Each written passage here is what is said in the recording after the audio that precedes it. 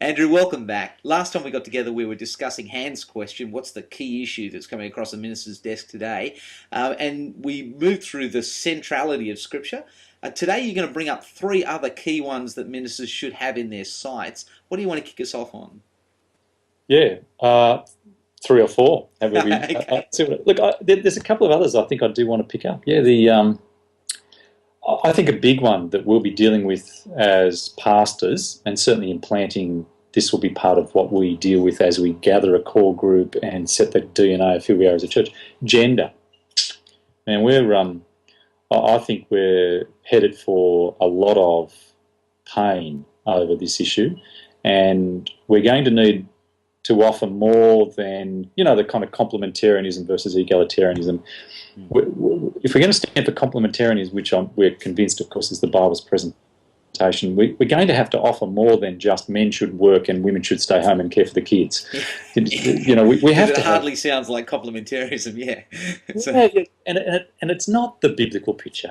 I mean, Proverbs 31, it's on this, she buys fields, and it can be the 1950s view, and we've just got to be, as we tackle that issue, I think we need to be more careful to appreciate the richness of the biblical presentation about men and women in marriage and family life together. We need to do more than just the simplicity. There's one. I think the other one, certainly that's hot at the moment, is the social action versus evangelistic preaching, the propositional evangelism, and that's rolling around the place. It was back 20, 30 years ago, it was big. It's back again now, and I dare say it'll be back again another time. I think we're in for a bit of grief there, where there's again subtleties with that issue, and I suspect that it's trading into a whole movement of transformation theology, where we transform the society within which we sit. And in fact, many churches are being planted with the motto, transforming the city. And that will be a big issue for us as planters and pastors to consider. Is that really a fair representation of the Bible's mission concept for church? Andrew, can I just ask you a quick follow-up question on that one? Yeah. Maybe just draw it out a little. Why do you think it cycles round like that? That, every 2 or 3 decades we're looking at that question again. Is it because people are trying to do an either-or? It's either evangelism or it's social stuff, or do they just don't know how to fit them together properly? What is it that brings it up and up again and again like that?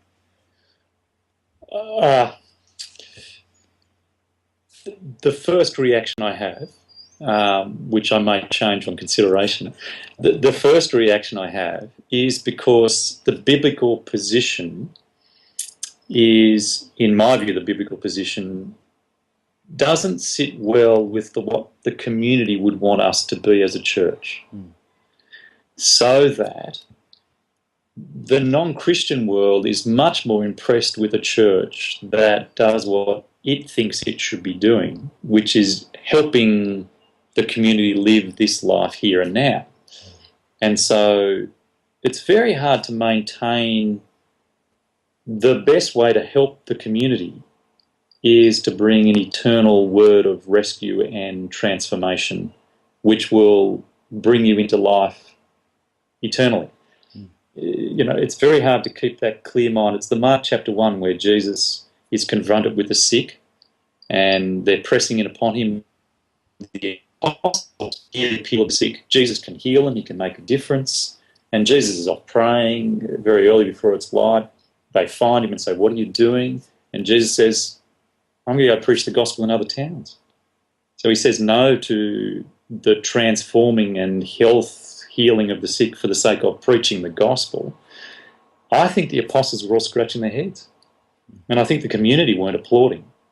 And it was only because of Jesus' very clear mind that the biggest problem that these people have, which I need to help for the sake of everything about them, is their eternal salvation, their connection with God through the gospel. And so that takes considerable robustness and clarity of thought to maintain that with a community that's wanting to be otherwise. And so I do think it's one of those unstable positions, inherently unstable, that is drawn off, and you have to keep realigning, reconfiguring, rethinking into Okay, how. so you've given us gender and now and social action versus the proclamation of the gospel. What are some of the other issues you think we should be highlighting? Well, look, the third one, I think interestingly, and perhaps this reflects a bit where I'm at as I'm engaging with people, justification, theology of justification. I think, the NT right, the kind of movement that came out of Dunn and others and so on, Sanders, that has been tackled very heavily and well by the Carsons and O'Briens and these guys. But I think there's some rumblings still that will be rolling amongst us as theologians and pastors for some years to come. I mean, the imputation of the righteousness of Christ. Is there a double imputation? That kind of discussion, whilst appearing kind of fairly esoteric at one level, Sounds kind of heady and theological. yeah, Yeah. it will have pastoral implications. It will uncover deeper fault lines in our evangelical world, which will bring some tensions and frictions. Which will, I think there's a big one. Well, of another kind, of another. I'd add a fourth one actually. I think one of the, just pastorally, personally, I think there's a big issue about personality and self-promotion that we need to be careful of. The internet has opened up for us a new. It's thrown our equilibrium in one sense, in that it's very easy for preachers now, ministers of the gospel, to have a very public profile through twittering, blogging, webcasting, and so on. And the platform is very large. It enables a very large positioning of a person, and that, for young men and women and old, creates a pressure to want the platform and not the ministry of the platform, which is usually very good, of course. And I think that's something we'll need to be careful of and watch. Now, I guess paradoxically, the democratisation of the internet will eventually bring a new equilibrium where everyone gets a profile, so no one really does as much anymore. Thank you, Andy Warhol, for our 15 minutes of fame. Yeah. Yeah, exactly. And so that will perhaps ease the problem. But at the moment, I do sense, the dangers of self-promotion through use of the internet, where you can get a very big profile without much effort and substance to what, all of that's a danger.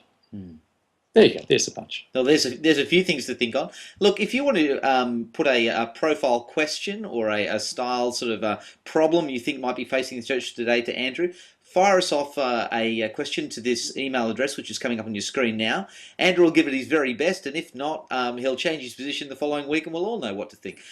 Mate, thanks very much for your time, and we'll look forward to chatting to you then. Bye.